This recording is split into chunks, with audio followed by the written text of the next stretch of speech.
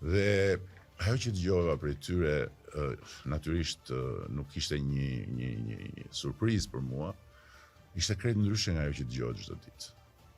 Ishte një bisedë për shqetësimet konkrete, për problematikat konkrete, për mënyrën se si adresohet një pretendim i një pronë të kthyer dhe të regjistruar, por që në rast se kthimi dhe regjistrimi janë bërë në mënyrë të parregullt, ka gjykatë, ka i proces.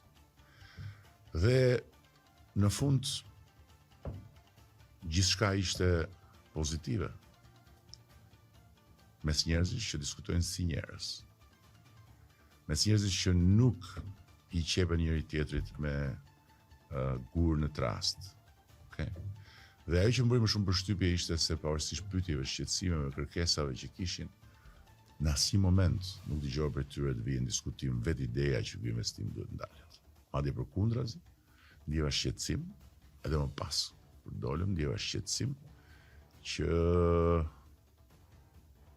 aman mos ndalet, aman mos ta humbasim.